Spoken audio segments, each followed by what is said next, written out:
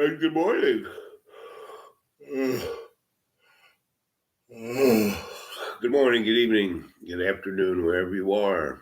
Welcome to Dreamy Dreamland with Sensei Bob on YouTube. And I am your griot, Sensei Bob. And don't believe a word I say. This is a show for minded people, people who can suspend their disbelief, for childish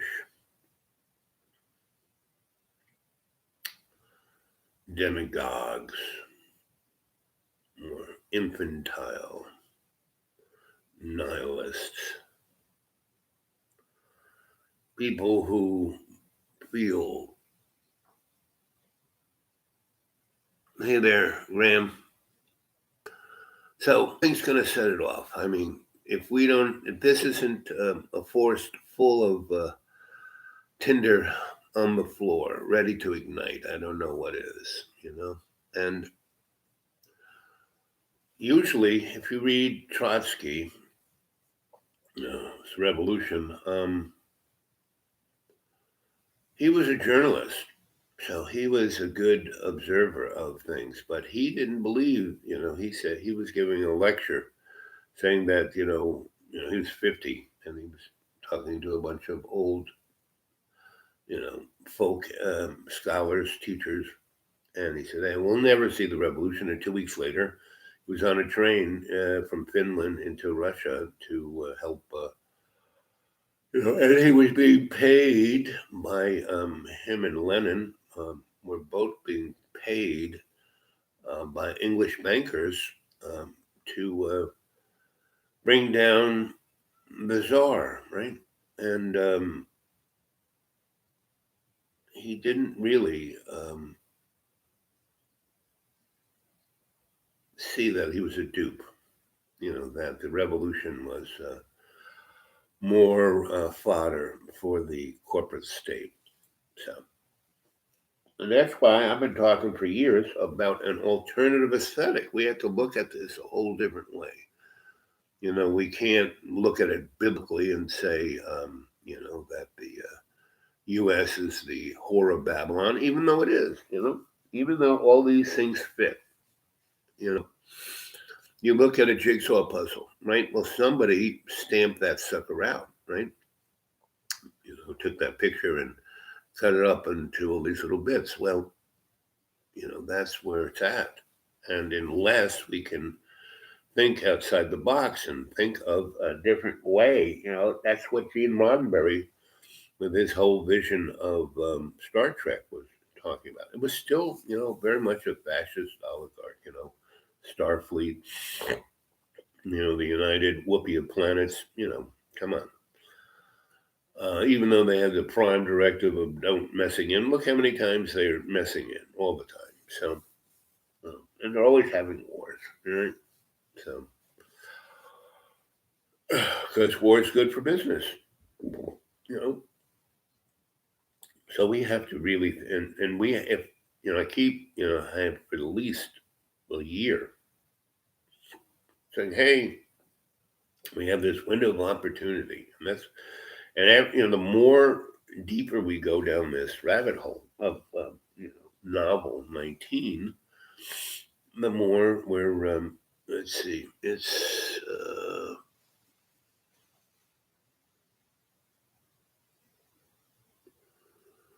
bandwidth bad today, right? Well, I mean, it's a beautiful day here. There should be, the satellite dish should be fine. Who knows why, you know. But this is going to be a short one. I just took a shower. I'm covered in my big towels. Let's see.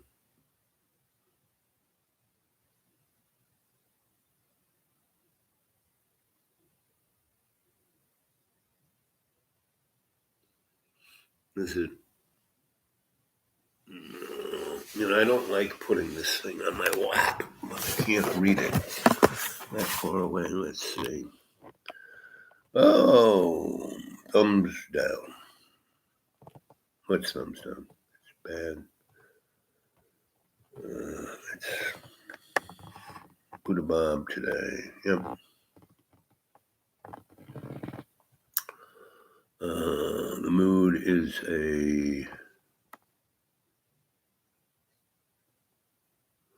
blood on the streets, buy real estate, and they're doing that. Meaning, those poor people in Detroit. Over 100 and over almost 200,000 people. The water has been turned off because Detroit's a very beautiful city. I mean, it was built at the boom of industrial, Gilded Age, and so there's even though it's been suffering urban blight for the last 40 years. It's really nice. And so all these, poor people have really nice houses, I mean, they're in disrepair, but they're really nice.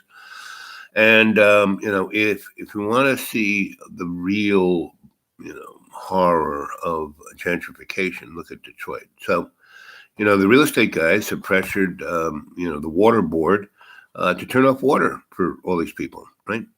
And in the middle, wash your hands pandemic, more than 200,000 people don't have any water, right? And these are people who kind of who have kind of jobs like, policemen, firemen, nurses, people who, are supporting the rich's existence. But still, those rich people want their real estate. So, they turn off their water to force them to, move out, basically. And so they went, a coalition of folk there, went to court, and got all the way up to the state Supreme Court to say, hey, turn the water back on. Well, and the Supreme Court in D.C. said, hey, we're not going to listen to this. So what did the water board, that's, pressured by the real estate guys do? They said, we don't care. We're the water board. We're going to do whatever the heck. So they're not only not turning those people's water back on, which the court ordered them to do, they basically are turning more people's water off.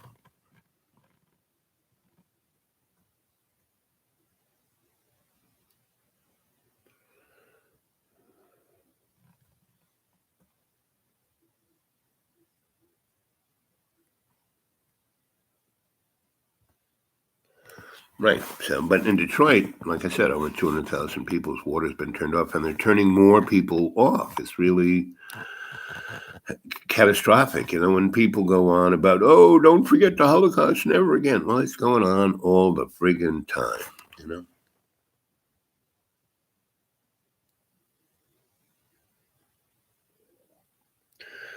Yeah, I lived in, I first started going to Ireland in the late 60s, and the time I was in there the most was in the 70s and the 80s, a little bit in the 80s, because I'd already started going other places in the 80s. Once I learned I could, bop around the world from Sweden.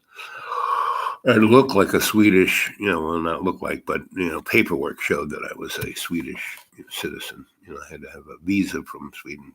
And anyway, so I was there in the 60s and 70s, and that was some of the worst time of the Troubles. And I would come through, they had the Freddie Laker Express, $60 from Kennedy to, whatchamacallit, Heathrow. And not only was, the Freddie Laker Express, they had their office in the Pan Am building downstairs, right? Just off of Grand Central. And not only could you get that ticket for $60, for another $40, you could get a Euro pass, which would take you anywhere in Europe, right?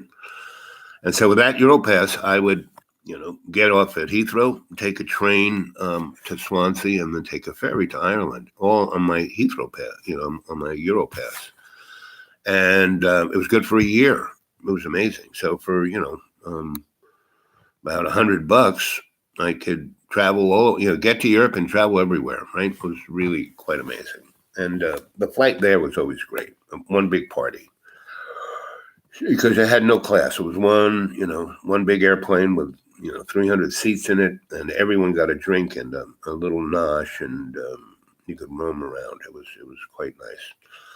But I was in Heathrow, and I was flying someplace else. I landed there, and I was I was going through customs. That's what I was doing. I was going through customs, and there was a guy in front of me who was joking. He was an American, and he was joking about the troubles, and that he was a bad dude.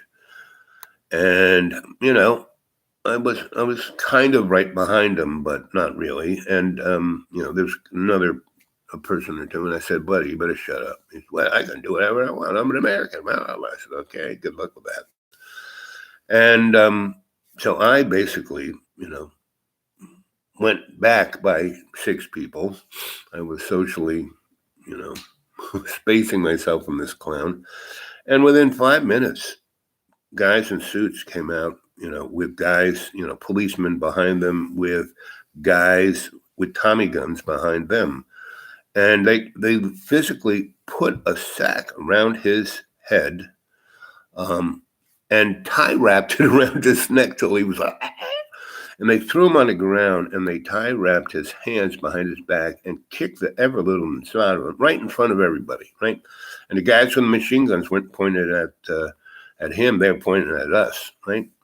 And the cops, the police in uniform, were, kicking him, while the guys in the suits had their feet on his neck and his femoral artery in his leg. And within 5 minutes, he was toast. And they just dragged him away, with his face down, arms underneath, and just dragged him away.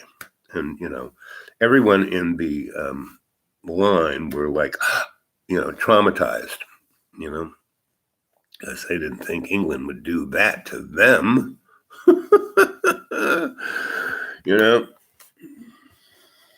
Hey, sweetie. You, Graham, and AI are the ones here. What do you say? Hey, Lana, do me a favor and write your stuff in capitals like Graham. He's not shouting. He's just doing it so I can read it. I can't. Are you okay? Yep. I don't have a sore throat. It's just my morning schnoz, until I have my first hot coffee. I'm kind of sound this way.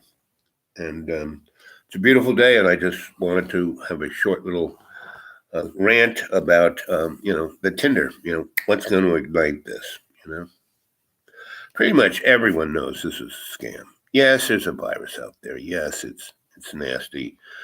But it's very obvious if you, go watch Mr. Hyde there, Cliff, at Clear Thinking.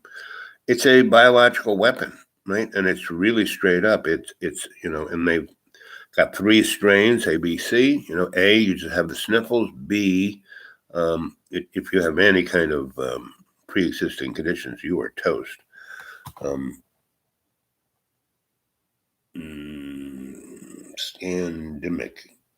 Scamdemic. I like that.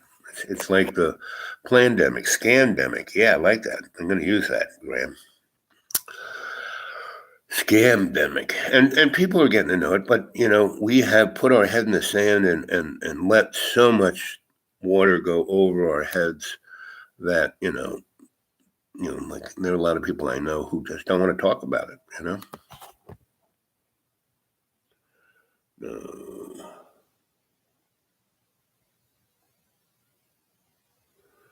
No, with big letters. Yeah. Now, see, I can read that,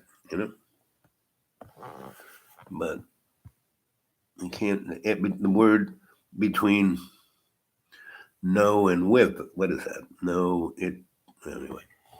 Thank you for doing that, Miss L. So, and how, is it just going to, blow off in rage? Now, the other thing is the news is not covering the fact that people are demonstrating. And not only that, there are people, in little towns. So I'm in a place where, 30 miles in virtually any direction, I'm in a different state, right? And I'm connected by this one little county road that, please, not setting roadblocks. If they're setting roadblocks up on that road, that's when the aliens are going to show up. Anyway, so I go into different town, cities, within, yes, I am very out in the middle of nowhere by 40 miles, but you go 40 or 50 miles in any direction, I bump into a pretty affluent town.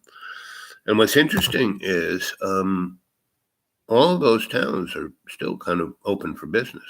A lot of people, even in, like I said, there's 4 different states, and some have like said, oh, we have to lock everything down. No, none of these towns are doing it, and no one's sick. I go to their hospitals. I see, go in there and look around, and there's nobody there, not to say that it couldn't hit here and be a pandemic or a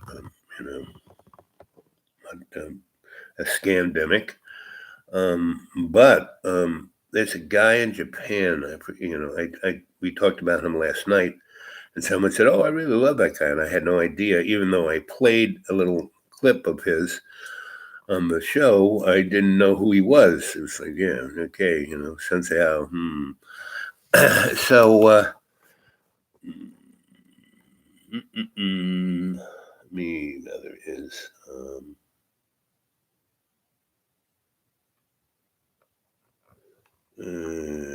Over this trend. Yep.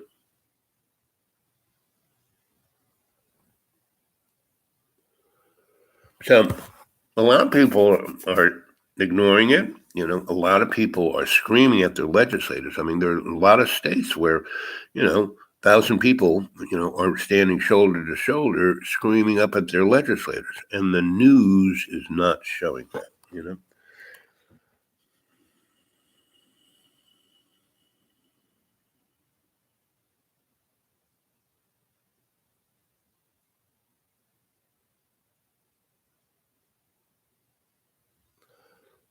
And that image back in Tiananmen Square, where some lowly little Chinese guy who was walking back home with bags of groceries, saw what was going on, and he walked and he stepped in front of a tank and said, roll over me. And the tank wouldn't roll, tried to go around him. And the guy just kept moving out. And then the guy in the tank got out of the tank and talked to him. You couldn't hear what he was saying. But they both, the guy in the tank, walked away with the guy with the groceries, and the other guys in the tank got out and left the tank there. So more tanks couldn't come down the road. They turned it off and took the keys. And the Chinese, to get, the folk to attack the kids in Tiananmen Square, they had to go all the way to, out of Slovenia and get some people who could barely read, gave them machine guns and put them on acid, and threw a whole bunch of tear gas, not at the kids, but at the soldiers.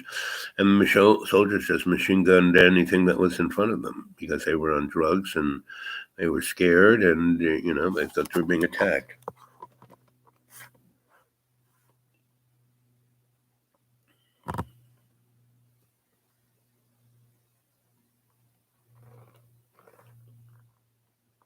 Let's see. There's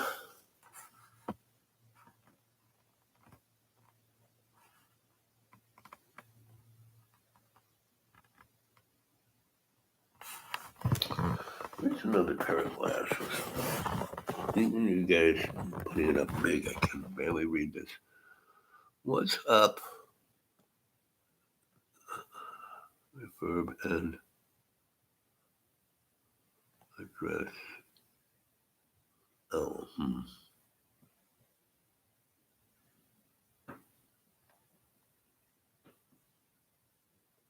Hey, buddy.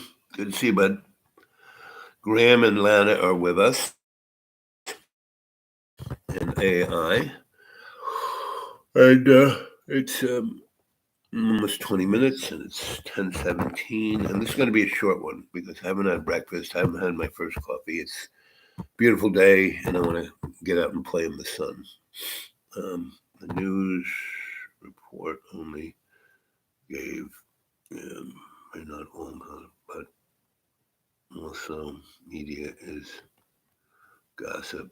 Thanks. Yeah, and it's owned by 6 corporations, and all the guys, the oligarchy are on everybody's board. No, we are in, hip deep, as they say. The joke about this guy goes to hell, and he's being shown around by the devil, and he gets to choose, what room of hell he can stay in. So he goes in a room where people are on fire. He goes in a room where people are being stuck with swords and pitchforks and really bad things. And so he goes in this one room where all these gentrified folk are, up in their hip in crap, in mierda, in feces, right? And it doesn't smell too good, but they're all like very genteelly drinking their coffee on nice china cups, right? And so the guy goes, well, after seeing all these other horrific rooms, he goes, well, this ain't so bad. So, he says, I'll take this. So the devil says, fine. So he goes in there, he gets a little coffee cup, he's drinking, oh, this is pretty good coffee. And then the devil says, okay, everybody stand on your head, coffee break's over. So that's kind of where we are.